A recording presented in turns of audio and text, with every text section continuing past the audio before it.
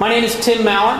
I am the Vice President of the Financial Consulate. I'm the co-host of Money, Riches, and Wealth, and I'd like to welcome all of you for coming tonight. I will say that I apologize to everyone. Already twice tonight, I've heard disappointment that I was not wearing a bow tie. For any of you who've seen any of my video stuff, I normally have a bow tie on, so I apologize. But what I said was this. I only started wearing a bow tie about 7 or 8 years ago because nobody else was. It was different. And now people, apparently it's cool. So I have to go back to the traditional tie just to keep people guessing, right? Now tonight the topic is senior issues. And really, that's such a broad topic, and you are about to be at risk of being overwhelmed with the amount of information that is going to come at you. I would suggest this, that you look for no more than 3 things that you can sink your teeth into. When you get a ton of information in, the difficult thing is that if you become overwhelmed with it, nothing resonates, nothing sticks. You might even take a ton of notes, but not remember exactly what it is that was the most important. So I would suggest that as the presentation goes on tonight, you pick out 1, 2, no more than 3 things that you can actually go back and do some work on. You can follow up, ask us questions, do some research, whatever it takes. Now, the star of the show, of course, tonight is Drew Tignanelli. He's going to be joining you just in a second. For anybody who doesn't know anything about Drew's background, he's been in the business for 30 years. He has been the president of our firm in its current form for 25 years. He has a CFP, Certified Financial Planner designation, a CPA, and on top of that, he's just plain wacky. You know, on weekends, I go and I ride bikes with the kids. You know, we'll watch a movie at night with my wife. You know what Drew does? He sits down in a single chair in his family room with a stack of periodicals about this high so that Monday morning he comes in and he just starts handing out periodicals. This is what he's been doing with his weekend. And it's not because he's one of these guys who's overworking or anything like that. It's because this is not only his vocation, it's his hobby and his passion. This is the stuff that he loves, and you're about to see that in full force. So please welcome Drew Tignanelli.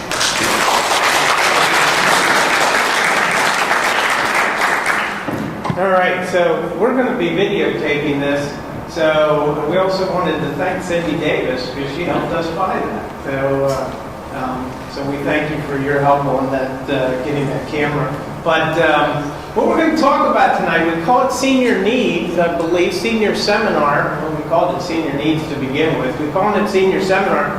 And we're going to address issues that may be for somebody in their 60s who's planning to retire. And we're going to address issues for somebody who's older and maybe needs assisted living somewhere. You know, what are the issues that you have to be thinking about? So we're going to bounce back and forth between somebody who's planning their own retirement and somebody who's helping a parent, you know, through senior needs. But we're going to leave plenty of time for questions, and we're going to deal with so much information by the time tonight's over. We're really just going to hit it quickly and move on. All right? So write your questions down. We're going to leave plenty of time for you to ask questions. And the only purpose of this seminar is strictly educational. So that's our objective today. So let's get started. And the first thing we're going to talk about, and it's the number one thing that we get asked a lot of times, is, Drew, how do I really turbocharge my retirement? How do I get my retirement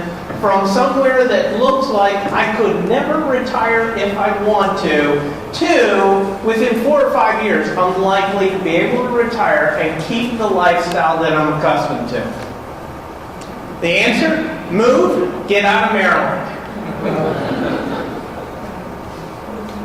Absolutely, I'm not kidding here. This is the truth. Because if you think about it, Maryland is an extremely expensive state to live in, and it's one of the highest tax states in the country for a retiree.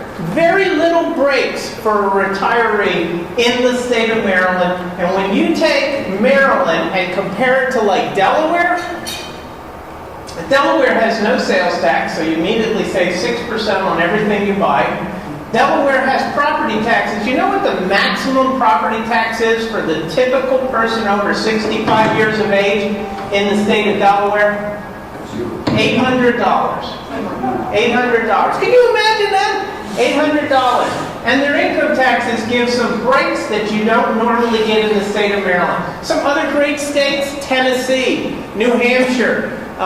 South Carolina is okay, but Georgia's even better. And of course, Florida is an age-old favorite. Texas, Wyoming. I actually think Wyoming sounds interesting personally. So those are some ideas about how to turbocharge your finances. Not only do you have a lower cost of living in a lot of these areas where you could buy a house. If your house sells for $400,000 up here, it's probably $200,000 in Georgia. It's probably, in most areas of Florida, it's probably $150,000 to $200,000 for the value of the house in Maryland. So, oops. So let's move into another issue, senior income considerations. What are some income things that if you're headed into retirement, if anybody can't see those slides, you just come on up. I know they've given you some slides are in your packet there. But when do you take Social Security? And is there a benefit in delaying Social Security? So most people try to think about taking Social Security immediately because it's not going to be around in the future. Look, let me tell you something about Social Security. They print the money, right? They print the money. So don't sit around and think that the Social Security Administration is not going to be around in the future when they print the money. No country on the face of the planet, as far as I know from the studies I've done, have ever defaulted on their old age pension. Now, they might have inflated it off the charts like they did in Argentina and Russia, but they never defaulted on it. So Social Security is going to be around. There is no doubt about it. You need to think about how to maximize the income in Social Security. And one of the things to think about is delaying Social Security. The one that should delay if you're married is the highest income earner. The lower income earner should always claim immediately. Why should the lower income earner claim immediately and the higher one defer? The reason is Social Security is strictly a life expectancy calculation. What do I mean by that? I mean that whoever, if you live a certain lifespan, then delaying Social Security is going to be definitely better. The longer the lifespan, the longer you delay, the better it's going to be. Okay? So now think about it. If you're a married couple and one of the two people die, the lower income earner's Social Security check disappears. The higher income Social Security check continues. So what is the life expectancy of the higher income earner's Social Security check disappearing? It's something like 90 years of age. That's the life expectancy of one of the two people starting at age 65. It's likely that one of the two is still going to be alive at 88 to 90 years of age. But the likelihood of one of them passing away before 85 is almost 100%. And therefore, you always want the highest Social Security earner's check to stay the longest, and so they should delay the most, and the lower Social Security check should be the one that begins to collect immediately. Now, there's one trick here that you have to think about. You say, well, I can't take my Social Security check because I never worked. You might have a spouse that never worked or had a very low wage. And they say, so if my spouse doesn't take their Social Security check, I can't get one. Well, what you do is when the higher earner hits age 66, they can go in and apply for Social Security at their full retirement age and say, hey, I'm going to retire, but don't give me my money right now. It's called retire and defer. Once they do that, the lower income earning Social Security, the spouse, can go in and ask for the spouse of a retired worker and get their check immediately, even though the higher earner has deferred. Now, this is a person-by-person calculation. So don't take this and say, that's what I'm going to do. You really need to sit down and look at your own personal circumstances before you decide what to do. What are some withdrawal strategies? One that we typically will use is we're going to draw no more than 5% of the portfolio out, and we're going to watch that portfolio every year. We believe that clients should try to stay somewhere in a 40% equity range at the very least. And the reason for that is that, well, first off, right now, interest rates are like next to nothing. You can't live off of the interest you're earning today, can you? It's almost impossible. You know, they've got interest rates down to zero. A 30-year U.S. government bond yields what? 30-year U.S. government bond yields 3.4% right now. You know? Just think about that. Just 5 years ago, 30-year bond yield 5.5% to 6%. And today it's down to 3.4%. But the point is that equities, historically, equities have outperformed fixed income most of the time, and you're probably in a situation right now where the bond market is so artificial, you'd want to have some equity exposure in there. Another thing to consider is the use of annuities to duplicate a pension. So let's say you've worked all your life and you accumulated money, and you don't have a pension. You don't have a pension of any sort. You've never worked for a company or a government that gives you a pension.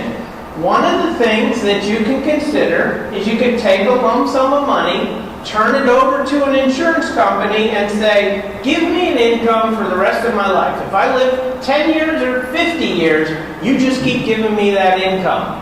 And there's a lot of theory as to why that might be beneficial. Personally, in today's low interest rate environment, I would be careful of doing something like that. And actually, the strategy probably works best when you get into the later ages of your life, like 75, 80 years old is the time I would start considering to annuitize my assets into an annuity. To get a monthly check if you really feel that you're concerned. Now, the problem with an annuity is that you can't change it. Once you start it, you can't change it. And so you start that monthly income, and you just can't change it anymore. All right? So these are just some quick ideas on ways to withdraw your money to be sure that you're going to have money in the future. All right? That you're going to have something coming in. Now, is everybody out there? Is there anybody out there? All right. Sometimes we're going to get talking, and I just need to know that you're all alive out there, and you're not looking to see if there's any more food in the back, if you can get to it. But you feel free to wander back there anytime you want to, and I'll just keep talking, all right? Common misrepresentations about annuities. Anybody heard these advertisements on the radio that says, get 6% on your money? Anybody heard it? Yeah. What do they say? For 8% now and 7% for the rest of your life. And I'm going to give you, I actually have that up here. On WCDN. Well, I actually put that one into this slide presentation, but has anybody else heard the 6%ers? Well, let me show you this. So somebody, an insurance agent comes up to you and says, I'm going to give you 6% withdrawal for the rest of your life. Okay? So, and a lot of times they'll actually say, I'm going to give you a 6% return on your money every year, or something like that. And the problem is that it's grossly misrepresented. Now, the issue we've got going here is there are actually two types of annuities that are being talked about. The one the gentleman talked about there is the second one I'm going to talk about. It's called an equity index annuity. That's the one you're hearing on Retirement Solutions on WCBN. There you go, I just said it. But don't tell them that I said that. And I'm going to explain to you what they're saying and why they're saying and why they can get away with it. But this one that I'm talking about here, let me see if I can find my magnifying glass So I guess I can't. I can do it this way. Oh, that's pretty fascinating. Hey, Drew. It's also in everybody's package. Oh, you all have this one in there because because it was so small. We figured you want to see it. It's in your package there. So here's what it is. So somebody says to you, "I'm going to give you 6% every year on your money."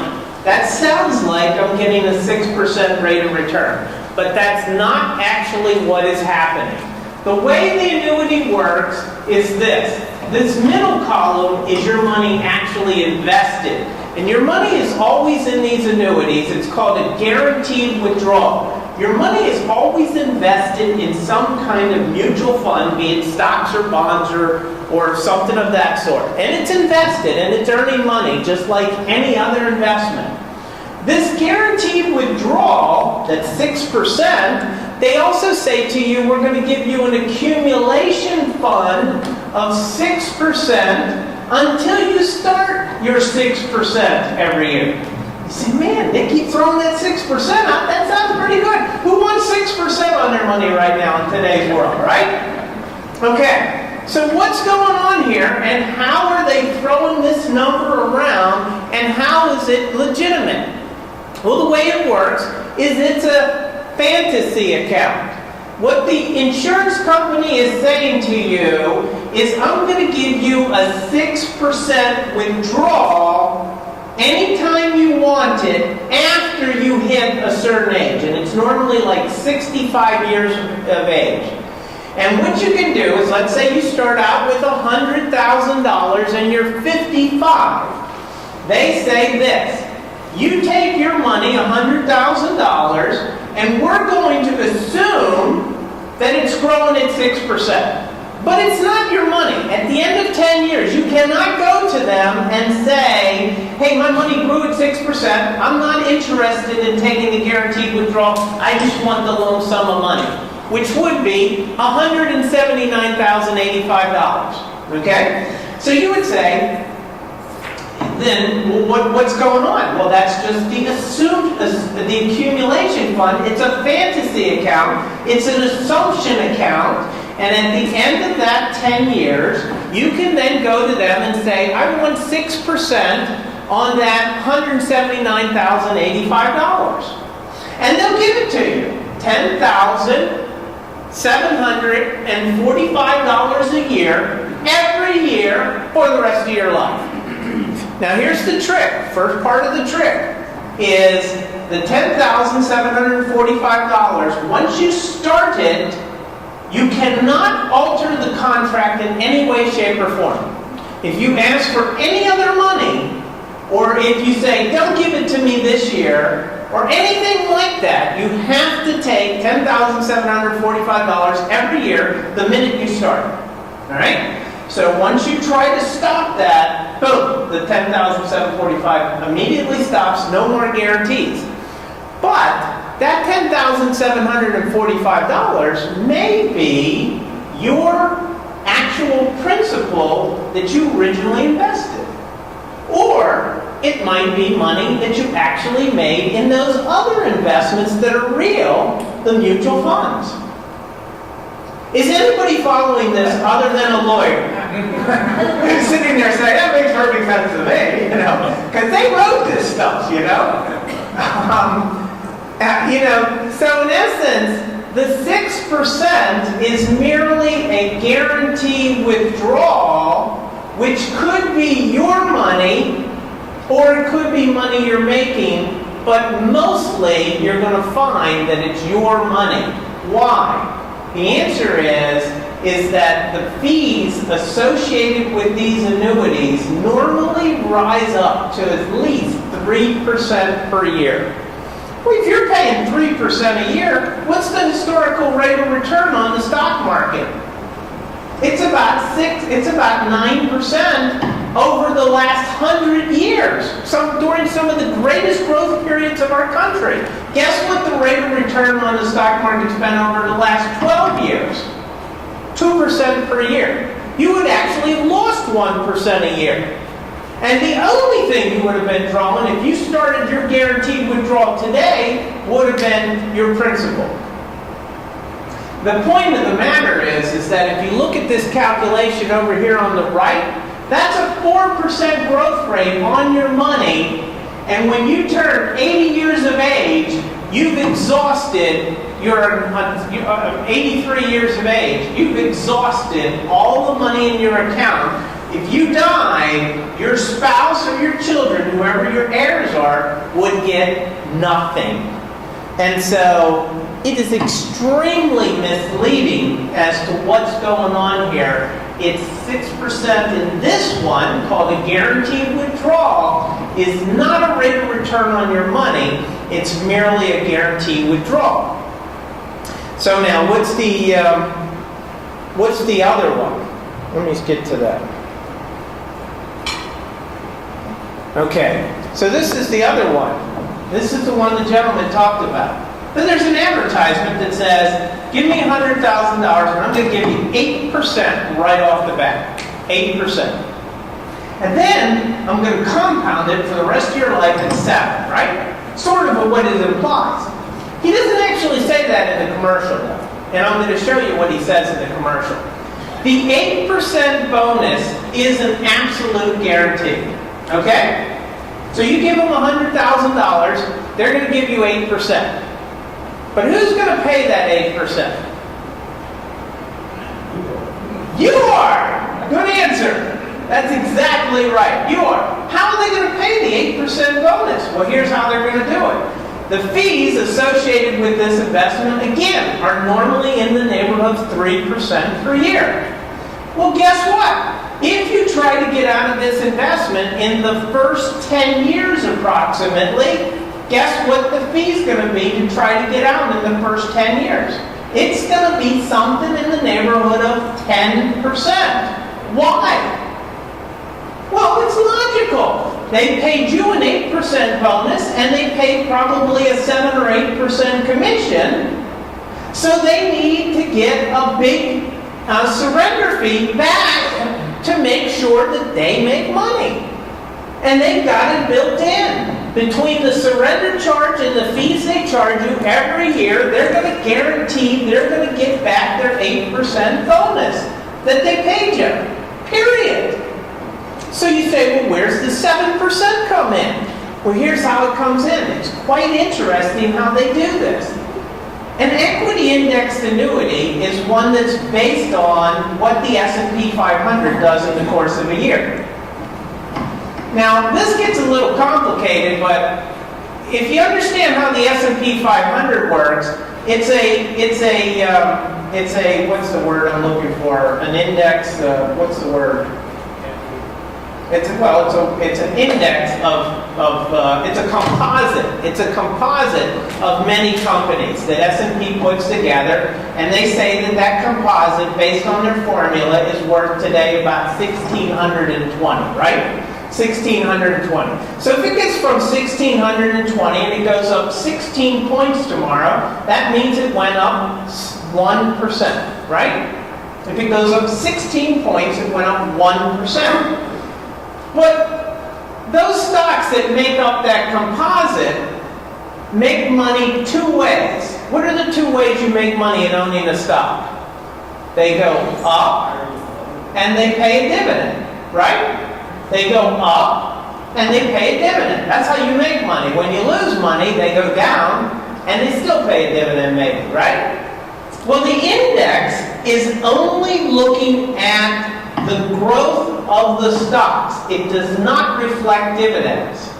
Now, I said that the rate of return on the stock market is about 9%, right? Over the last 100 years, which has been a good 100 years. The rate of return on the stock market over the last 12 years has been about 2%.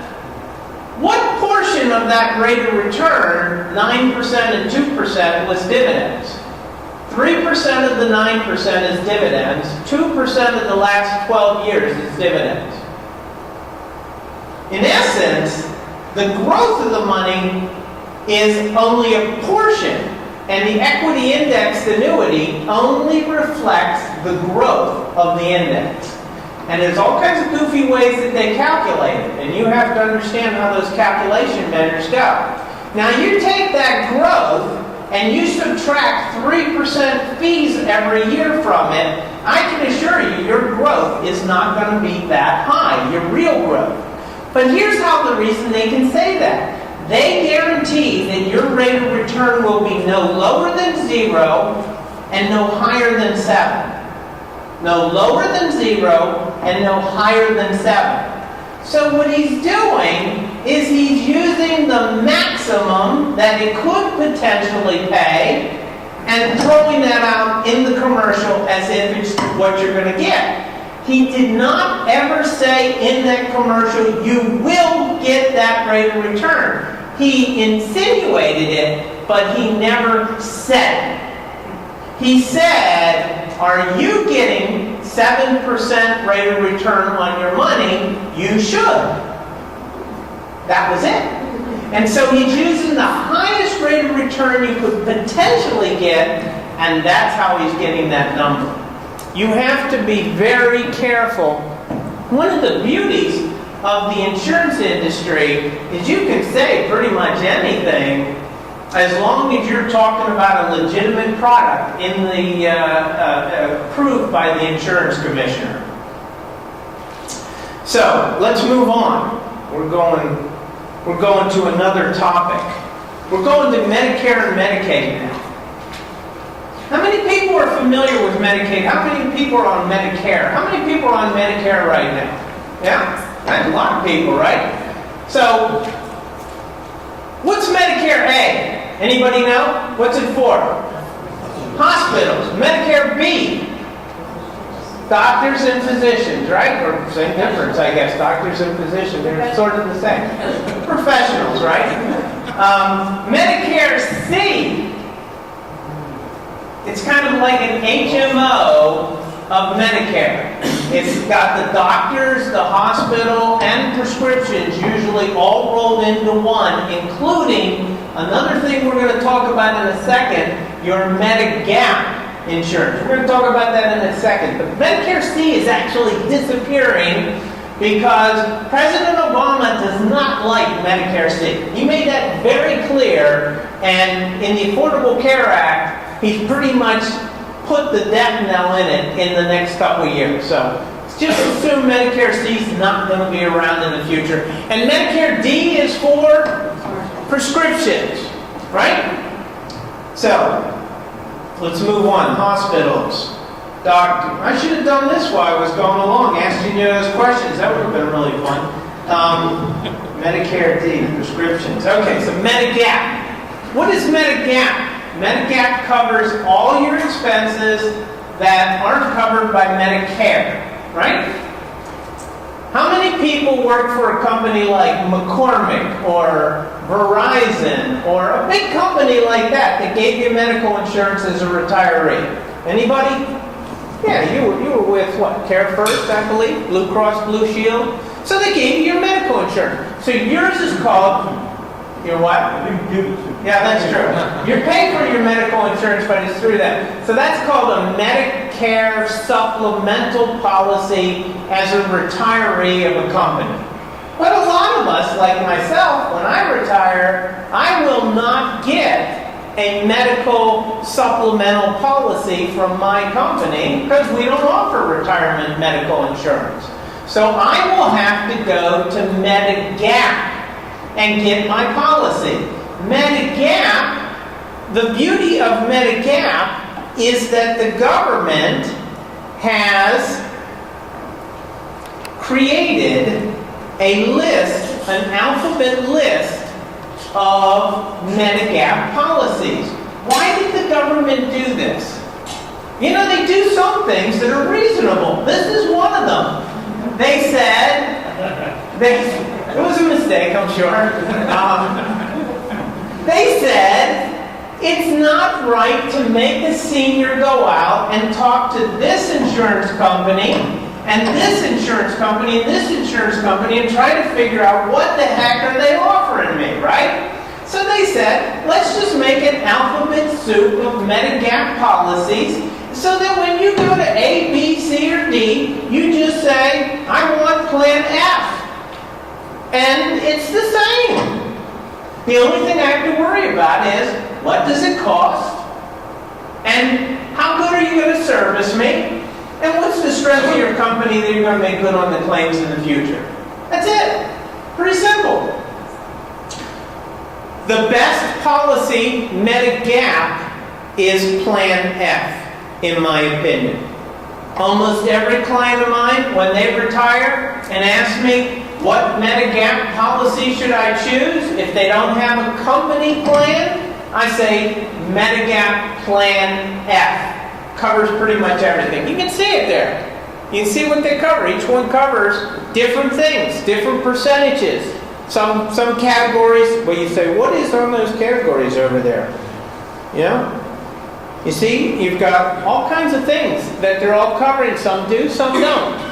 Like that last one, one of the reasons why Plan F is so good, foreign travel. How many people have traveled out of the country since they've been retired?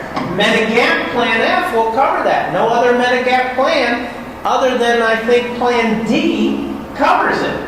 Plan F is clearly the best one in the list. And so that's why we typically recommend Plan F. What are some of the companies that we want you to be with, or want you to quote, if you haven't quoted? And what age do you have to be when you get Medicare B? You're age 65, right? Or you've left your company. So let's say I don't leave my company, I'm still covered by my plan. Let's say I don't retire until I'm 69 years of age. And so my company doesn't have retiree medical. I have my medical insurance all the way up to 69, then I've got to go on Medicare Part B, and that's when I go get my Medigap plan, right? You have 3 months before or after you either turn 65 or leave the employment to get a Medigap policy without pre-existing conditions. That is extremely important to remember, okay? Extremely important to remember. 3 months before and after I turn 65, or when I when I leave my company and I need to go on Medicare Part B. What does Medicare cover? 60% of all medical bills, approximately. Some prescriptions, very, very few. Unique situations where they do. Medigap, all the remaining bills. They don't cover dental, and they don't cover custodial care. Most people don't know that. Medicare does not cover custodial care. Do you know what custodial care means? I can't bathe myself, I can't toilet myself, I can't walk, those kinds of things. You cannot get Medicare to provide for that other than for a short period of time, if 30 days, if I'm in a hospital stay. So I have to go to the hospital first, and then I have 30 days to stay that they'll pay for. So, and they don't like you to stay there anymore 72 hours. People like you keep kicking us out, don't you? Not me. Yeah, come on. You're a nurse, right? So Medicaid. So what's Medicaid? Medicaid is getting the government to pay for your custodial care, but in order to get the government to pay for your custodial care, you have to be impoverished. What does impoverished mean? For a single person, impoverished means $2,500. That's it. You know, like if you have a cemetery plot and it's worth $5,000, Medicaid does not consider you impoverished. You understand? So for a single person, it's literally $2,500. Now, a single person could own a house and no more than $2,500, and Medicaid will put them on Medicaid, but they'll immediately start leaning against the house for every dollar they spend. Okay? So it is possible to get approved for Medicaid while you're single with more than $2,500 if it is your personal residence. So they're assuming you're not going to be able to get out of your house and sell it and have the cash so that you can get on Medicaid. So they give you that break, but they're immediately going to start leaning against the house. The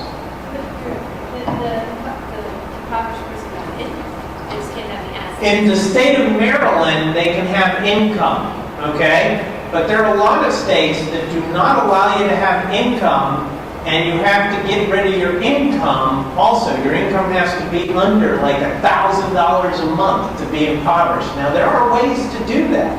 Lawyers have got this all worked out, Tisha. You don't have to worry about it. We work at health. Yeah, in the state of Maryland, they don't worry about income. So you don't have to worry. If your income's $100,000 a year and you're single, you know, you can go on Medicaid, but Medicaid's just going to take all your income to reimburse their bills, okay?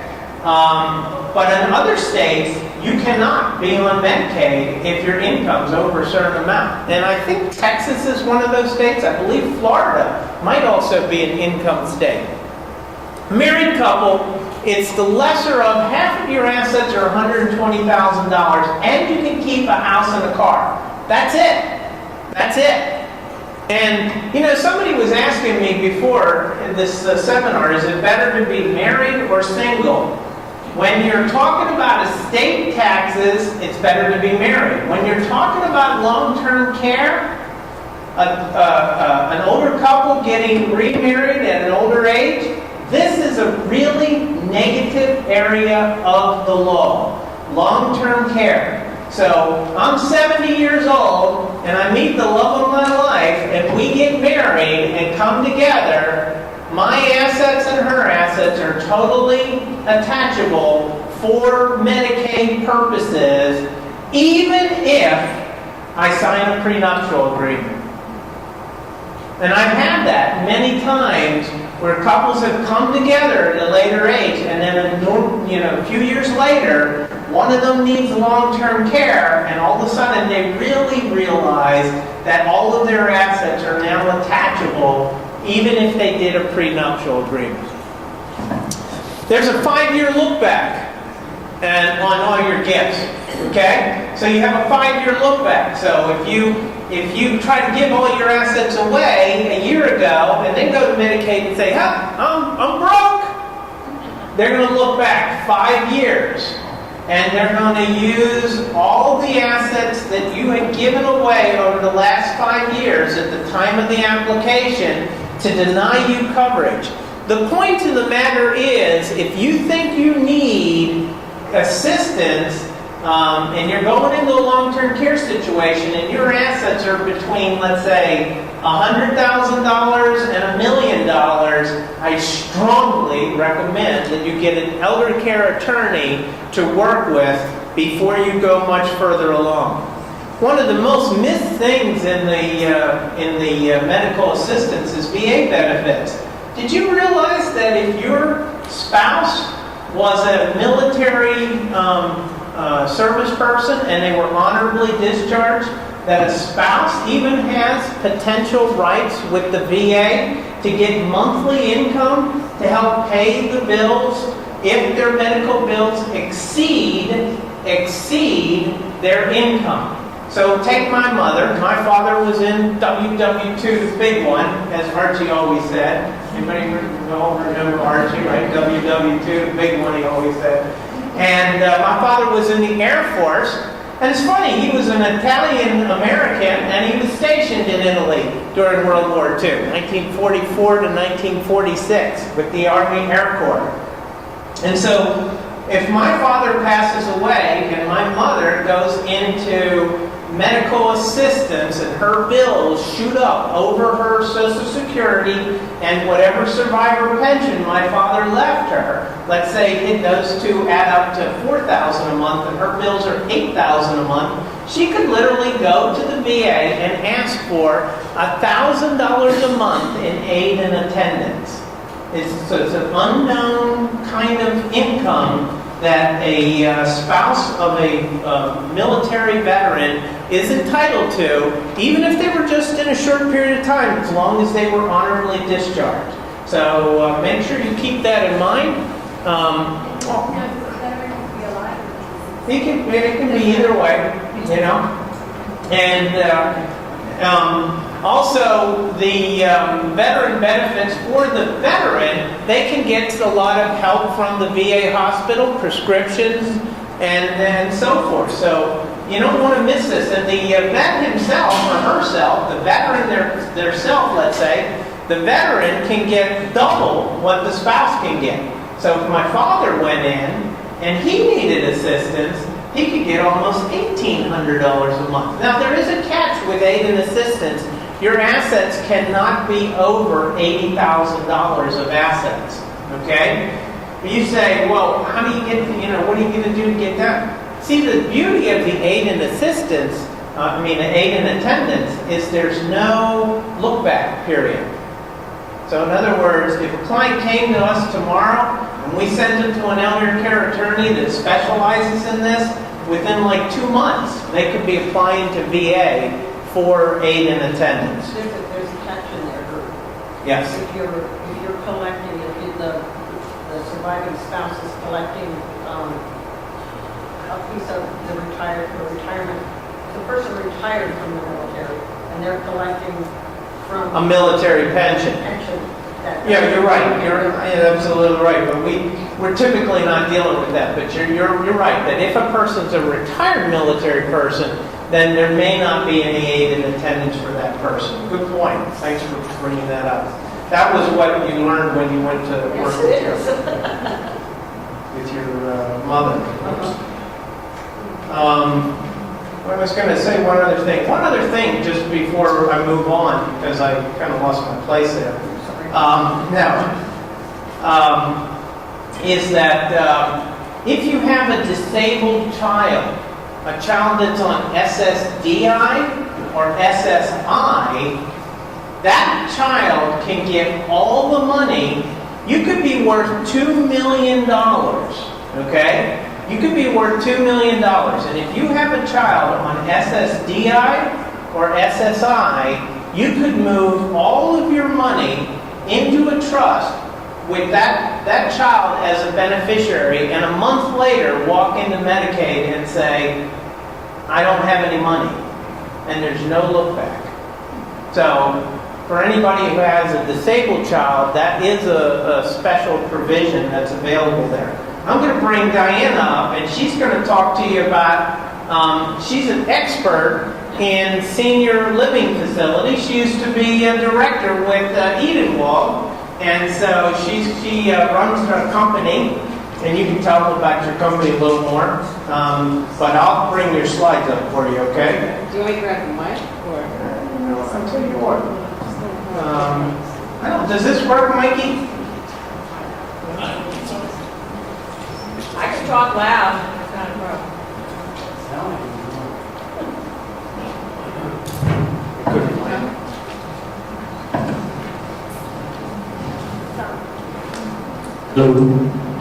It's on. Hi, everyone. I'm Diana Fusting. Thank you, Drew, for inviting me to speak on a topic that is probably one of my favorite things to talk about. I'm an attorney by training, so don't hold that against me. But spent the better part of my career as a director of sales and marketing at a continuing care retirement community. And so when you see, and all this is in your packet of information, because there was so much information I wanted to put in, there's a lot in there. But I think it will prompt some questions from you potentially at the end, or just some things to think about. Is anyone here, or has anyone visited a continuing care retirement community, or know what they are? Okay, great. So you're ahead of the game. Basically, what a continuing care retirement community is something that offers, it's sort of self-explanatory, a continuum of care. Most people move in independent living. Some continuing care retirement communities provide assisted living and nursing. Some just provide assisted living. But the general thought being that if you move into independent living, whatever medical needs you may have, as you get older, they should be able to address. Okay? And that's one of the things I noted up there, that if you go and look at a retirement community, it's very important to address and question them as to what their spectrum of care is. Reason being, if they have independent living and assisted living, but they don't have nursing care, you're going to be making them move. So that's just something to ask the different communities. How do we change? There we go. You just tell me. I was yelling Drew. You make it. Yeah, you just say Drew, I'll be like Vanna. Perfect. We were born in the same year too, by the way. We were? Vanna White. Van White. I'll turn the letters. You're my man wife. Thanks, Rob. When you go and look at a retirement community, or you're in the process of thinking about a retirement community, one thing that people don't realize is you must qualify to go into a continuing care retirement community. Financially, you have to meet the standards and qualifications. Medically, you do as well. Typically, in a continuing care retirement community, you will pay an entrance fee to come in, and subsequently I'll discuss the different types of retirement communities in terms of what you pay when you come in. But typically, you will pay an entrance fee and you will pay a monthly fee to come in. The entrance fee is a one-time fee, and as it said, I show you up there are a variety of different types. Different communities offer different types of entrance fees. You can have 100% refundable, declining balance, non-refundable. Generally, the more you pay up front, the more you get back. Okay, is that clear with everyone? Okay. Basically, and it's sort of a general rule of thumb, but if someone takes 100% refundable entrance fee, they would typically pay twice as much as someone who takes a non-refundable entrance fee. Okay. I always suggest to people that based on your financial situation, you talk with your financial consultant and work out what's going to make the most sense for you. Okay? Vanna? Vanna? When is the right time to move to a continuing care retirement community? This is always a tough question because there are so many factors that are involved. I've met with people over the years who are ready to go and ready to jump in. Oftentimes with a couple, one spouse is ready to go and the other is very reluctant. So there's a whole dynamic at work in terms of deciding when to move. Some of the factors to consider: your health, and that is a huge factor. The reason being, when I spoke about being medically qualified to come in, if you want to go into independent living, you need to show them that you're safe in independent living, that you can handle the activities of daily living. For a couple, it's slightly different in that if the husband does his wife's buttons and she reminds him where he put his car keys, and as a unit they function independently, most retirement communities will allow you to come in. The consideration for them will be, is one spouse's health issues, could that be or cause undue stress on the other spouse? So if you present as a couple in terms of your ability to live independently, even if one spouse has some medical issues, oftentimes you will be able to be accepted into a community. The housing market, if you're selling a home, when I was working at Edenwald, we did the $60 million addition, put in high-end apartments. What we found, lots of people reserved them. It was a time when the housing market was slow. Lots of people were planning on using the proceeds from the sale of their house to put into the entrance fee. So that is a consideration when you're deciding when to make a move. I always tell people it's a very fine line. You want to stay where you are as long as you can, but you don't want to wait too long.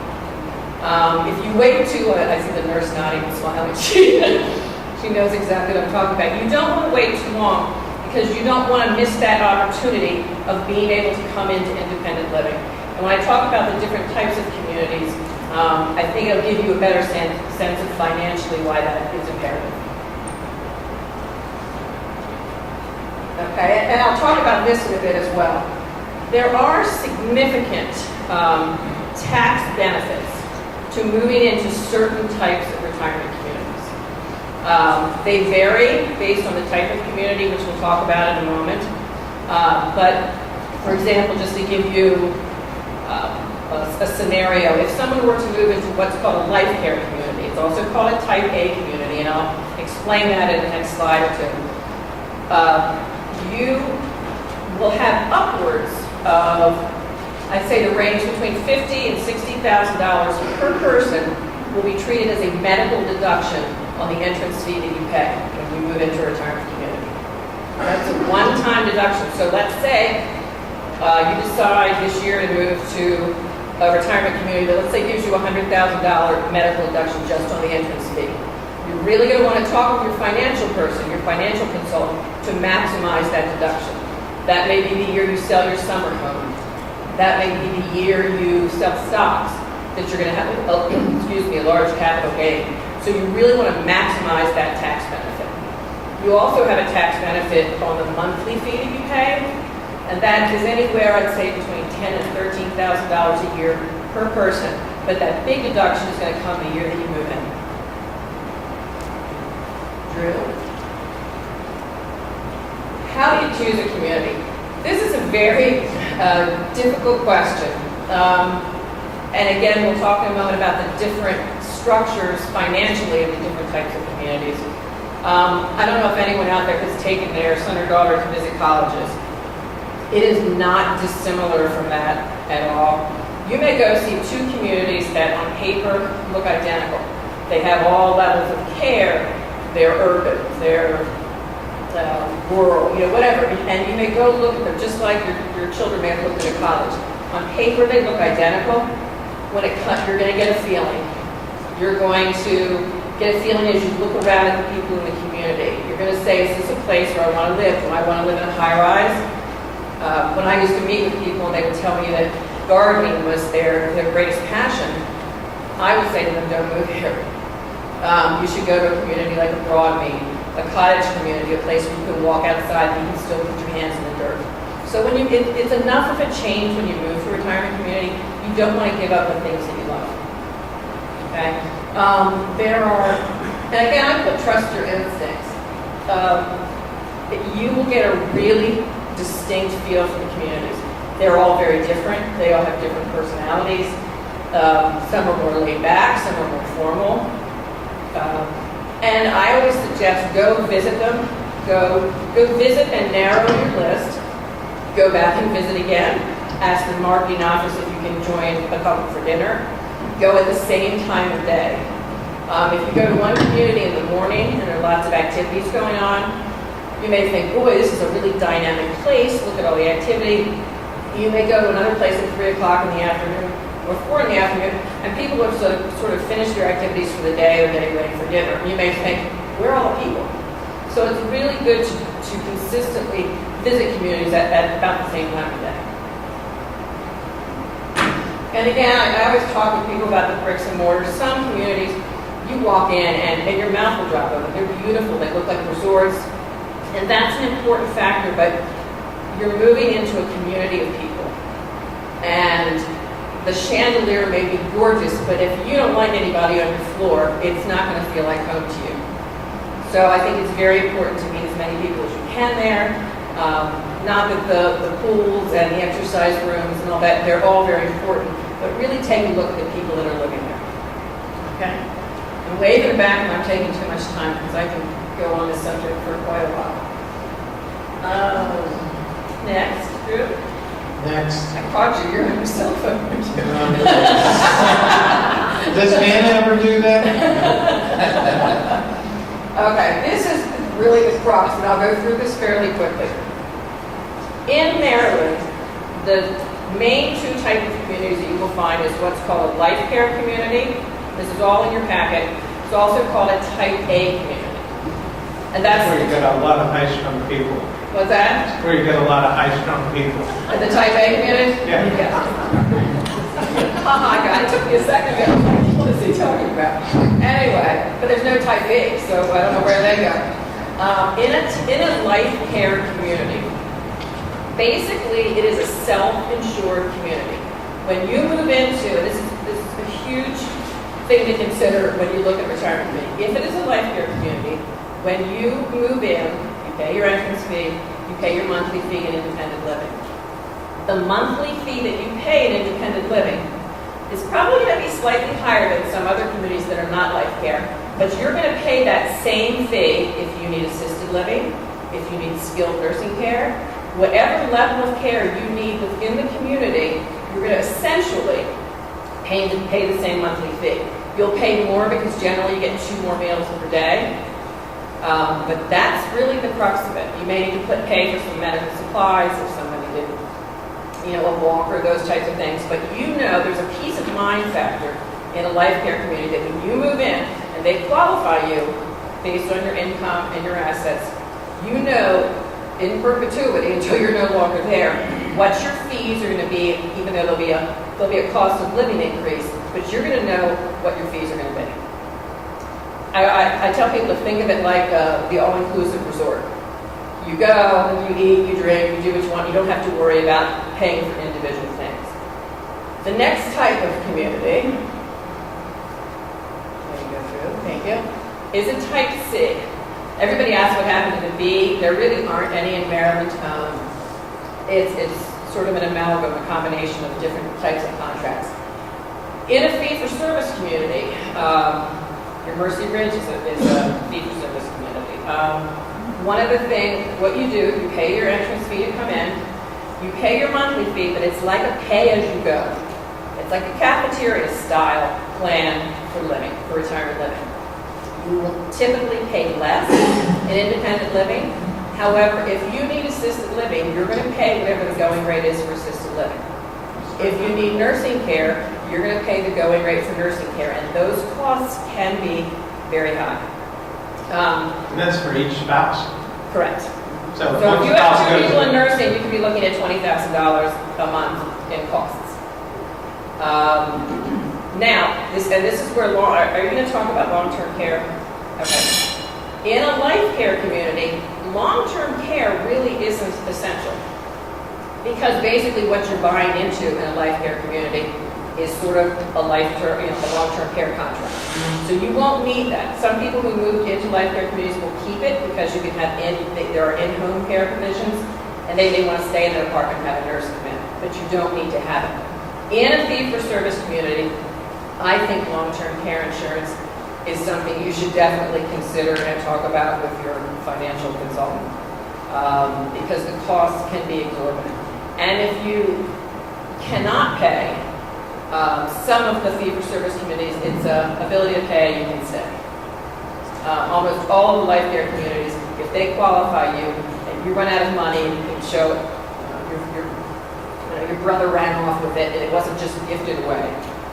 You're there for life and they will pay your fee to be there as well as give you a budget. So they're just very different in terms of the payment structure. The other financial component, well, I'm not going to go to this one just quite yet, but just to back up, the deductions I was talking about when you move into a retirement community, a life care community, that big one-time year you move in per person, around $50,000 per person, you do not get that in a life care, fee-for-service community because you're independent living. So you're not sort of prepaying for medical expenses that you may have.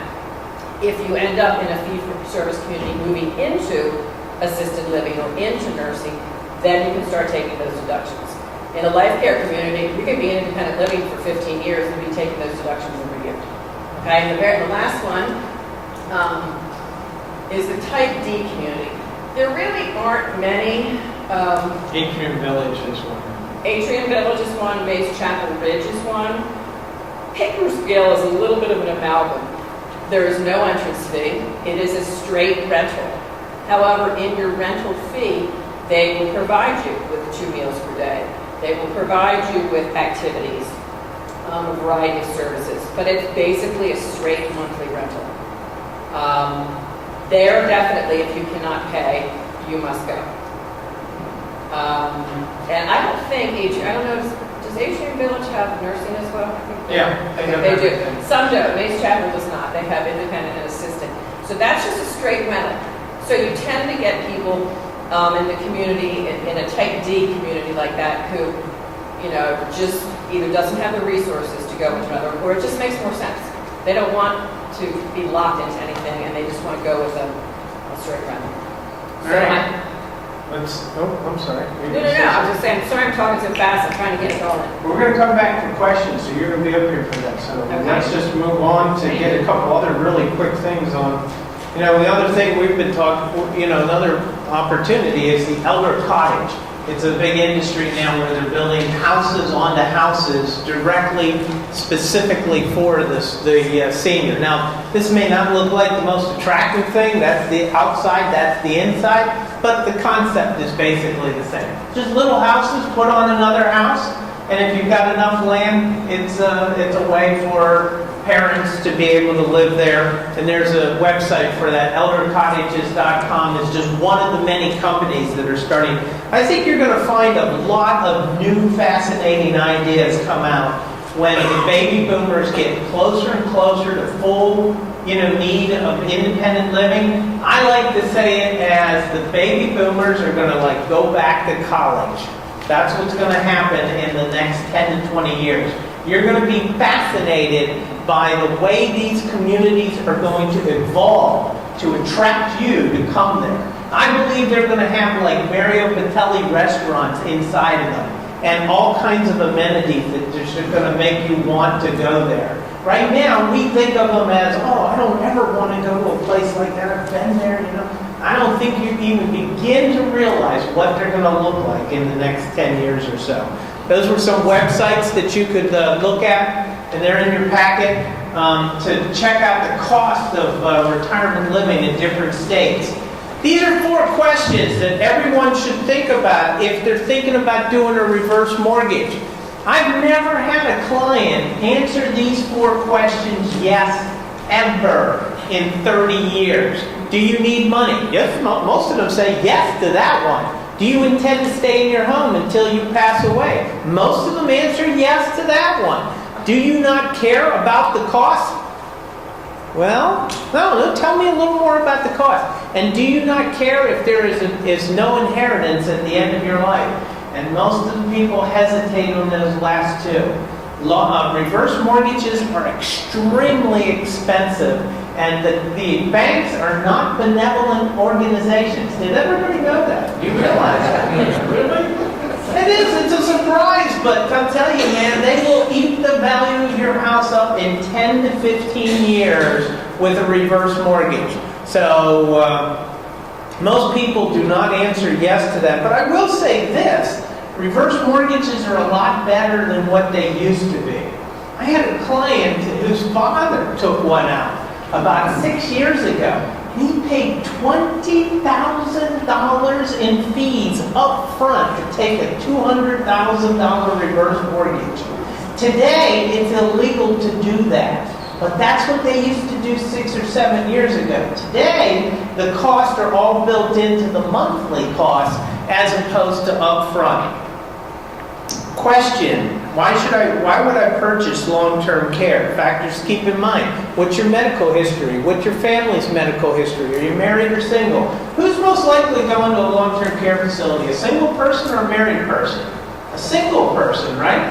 Because they don't have anybody to help, with the daily activities and so forth.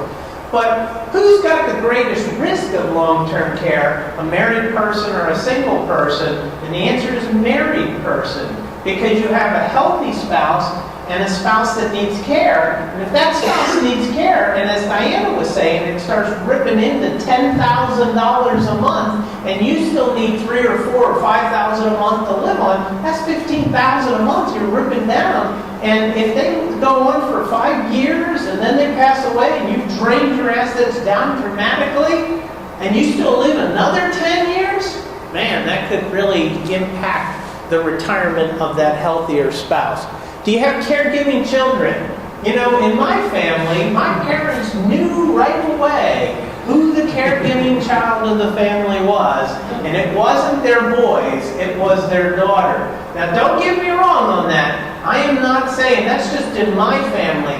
I'll tell you here now, 2 of the greatest caregiving people we've ever met have been sons of parents. And, I can think of names right off the top of my head. 2 sons that have cared for their parents in amazing ways. It's just this one and the other 2 brothers, they knew right off the bat, don't go live near those 3, And so that's why they live near my sister. She's amazing. You have to see that gal take care of them. I'm amazed at that. How much do I need to purchase? What are your income? What are your assets? You know, keep in mind, my firm doesn't sell long-term care. We advise clients on long-term care. My job is to make sure that you spend your money wisely, and it's not for me to pull a long-term care policy out of my back pocket and say, you know, hey, Ben, here's a long-term care policy for you, you know? This is the right policy for you. How can I say it's the right policy for you if I don't look at every single policy in the industry? That's what an advisor is to do, is to remain objective and to give you as unbiased opinions as possible. So we don't sell this stuff. And, Northwestern Mutual has a great policy. I know New York Life and Mass Mutual have good policies. Northwestern Mutual has a very good policy, and New York Life has a very good policy. They're more expensive than a Transamerica, but they're very different. And in the sense of the security and the overall cost over long periods of time. But you have to make that decision, and everybody has different factors as to what they're going to consider. And married couples should almost always look at shared care if they're going to do it. Everybody needs to have an inflation adjustment. You need to make sure you got monthly home care. But what's a partnership? Partnership is this. Let's say I buy a long-term care policy. And let's say my assets are $1 million. And I buy a long-term care policy that's guaranteed to pay out $400,000. And I go into a long-term care facility and I'm single. And I go into a long-term care policy and I rip through that entire long-term care policy in the course of 5 years. And all $400,000 is done. And what could happen is my children can go to Medicaid and say, my father spent $400,000 of long-term care insurance on his care. He has $1 million. We'll spend the first $600,000 down, but we want to keep the last $400,000. And the state of Maryland will say, okay, that's called a partnership. It's an encouragement for everyone to consider buying and owning a long-term care policy if you want to leave an inheritance behind to your family. Let's go to the last category, and then we're going to go into questions. One of the more interesting questions with the advent of the 2008 downturn is a lot of seniors are running up bills that are over and above the value of their assets. I mean, it's endemic. Is that the word I'm looking for? Where's my wordsmith? Where did Mallory go? Everywhere you be. I mean, it's everyone's doing. Everyone's got debt.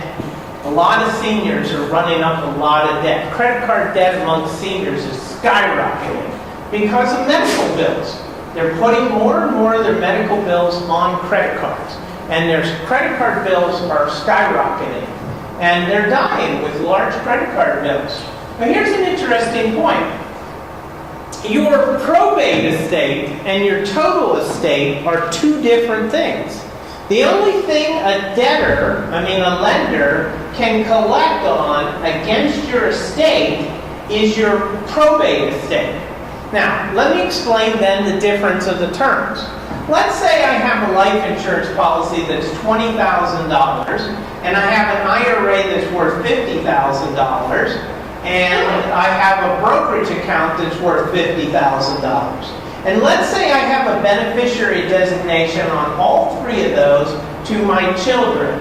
My children get my brokerage account, my children get my life insurance, my children get my IRA. And I die, is there anything in my probate estate?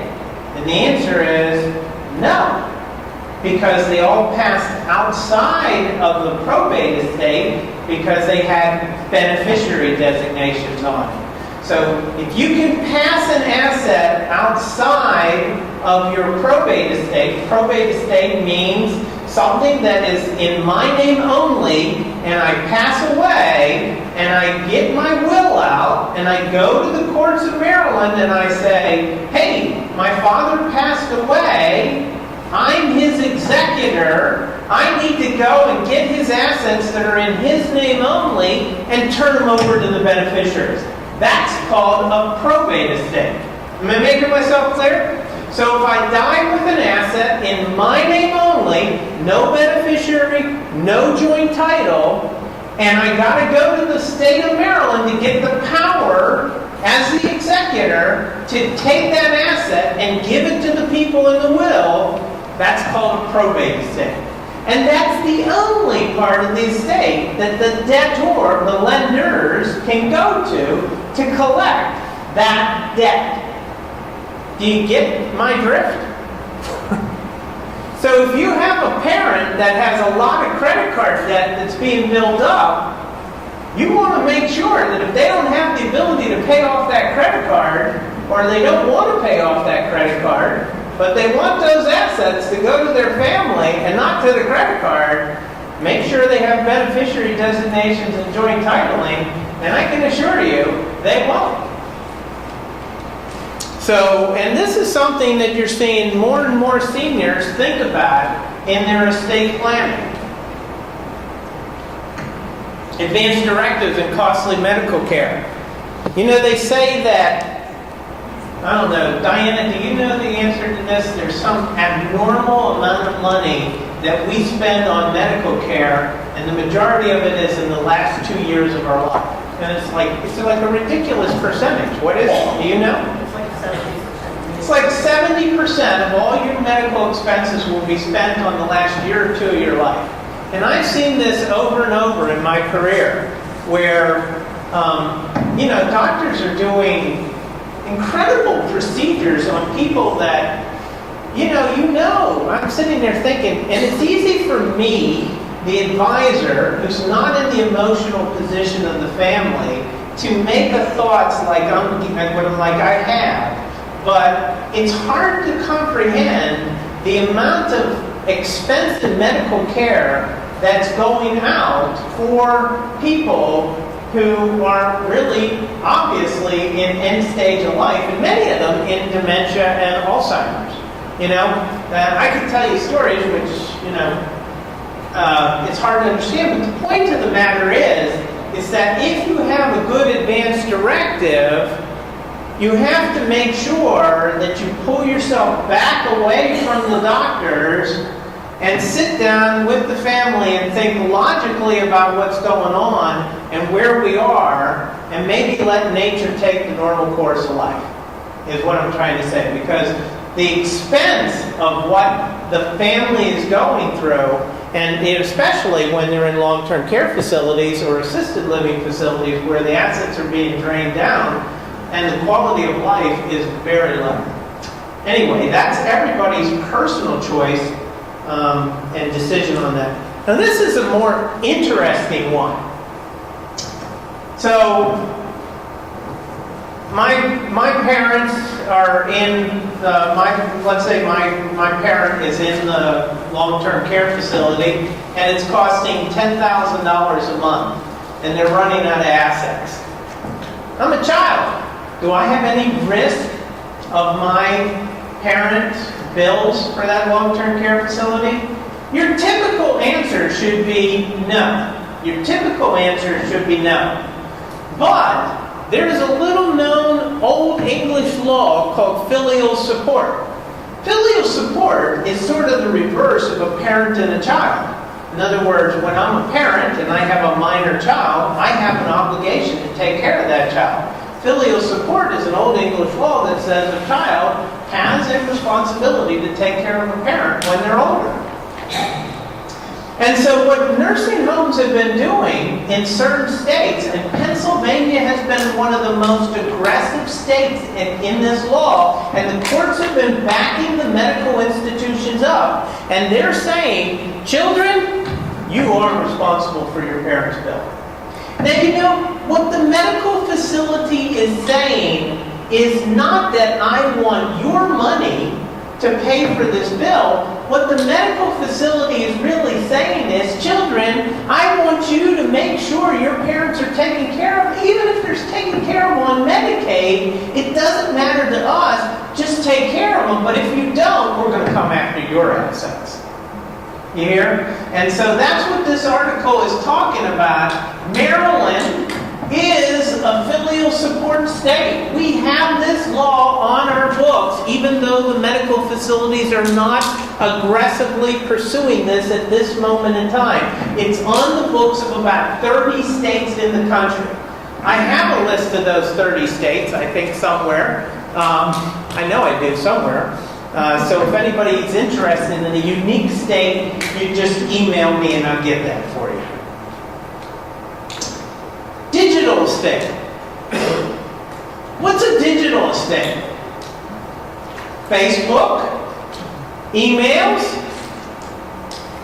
Instagram, Twitter, your passwords, your online shopping.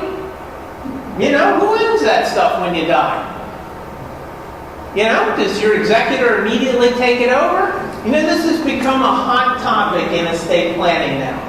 You need to be aware that if you're doing a lot of electronic things, if you're keeping pictures on the web, if you're doing emails and so forth, there's some great stories out on this. Like, for example, this young man that was killed in Afghanistan, and he had a lot of emails from friends and so forth that had sent him, and parents and family, and his responses, and it was very meaningful to the family.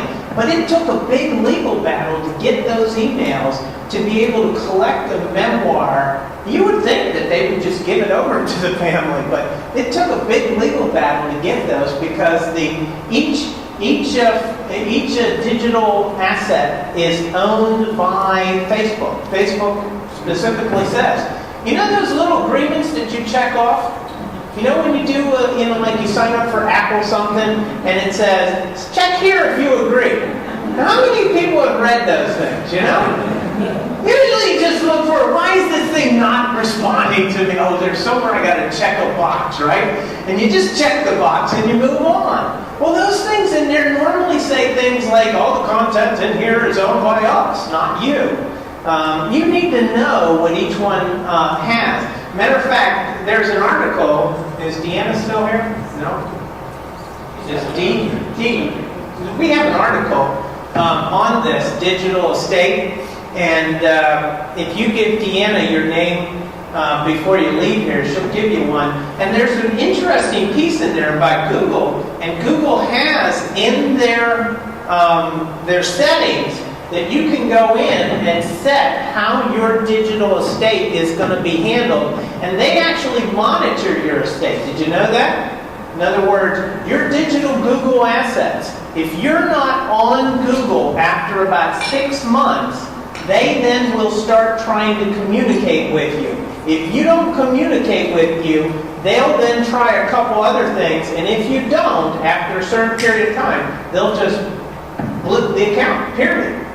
And they have this little setting in there that if they can't get in touch with you after a certain period of time, you can have a list of names. Contact Drew, contact Joe, contact Cindy, whatever the case may be. And then they'll find out, oh yeah, he passed away. This is what he wanted with his property. And the last topic before we start questions is Roth conversions. What's a Roth conversion? It's where you have an IRA asset. You have an IRA asset that's tax-deferred money, and you say, I want to have tax-free money. Now, it would be really nice if they would say, okay, just take your IRA money and put it over here in the Roth and make it all tax-free. Well, they don't. They say you have to pay taxes on it when you go from here to here. And so when you go from here, tax-deferred, $100,000, and you plop it over here into a Roth conversion, which is going to be tax-free for the rest of your life, they want you to report that as income. That's not very nice, but that's what they want. And here's the problem. The problem is it could shoot you into a higher tax bracket. It could impact your Social Security. When's Social Security taxable? As a single person, when does it start becoming taxable? $25,000 of income before Social Security becomes taxable, and it's your income plus half of your Social Security.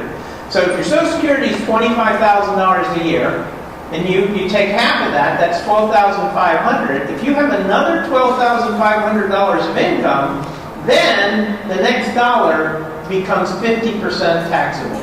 And if you make over $35,000, 85% of your Social Security becomes taxable. But that's only for a single person. For a married couple, it's $34,000, and then at $44,000, it starts to become 85% taxable. So what happens if your income is typically $25,000, $26,000, and you do a $100,000 Roth conversion? Boom. Another $12,000, $13,000, maybe even more. $18,000 of your Social Security is going to be taxable along with that Roth conversion. And what else? Medicare Part B is subject to income. What's the typical Medicare Part B premium a month? $100 a month. What's your Medicare Part B premium if you're a single person making $85,000 or more a year? It's like $130 a month. What's it if you make $150,000 a year as a single person? It's like $220 a month. What's it if you make $250,000 a year as a single person? It's like $285 a month. And what is it if you make well over $300,000? It becomes $360 a month. So you do a Roth conversion, you're easily popping yourself up to Medicare Part B premium, and you have to be ready for that. But that's another story in itself. The point is, Roth conversions are really cool, and you should be thinking about them because you do want tax-free money, but you need to really think it out clearly. And Diana made a great point there. If you go into a life care facility and get this giant medical expense deduction, that's a great time to start thinking about Roth conversions. Anyway.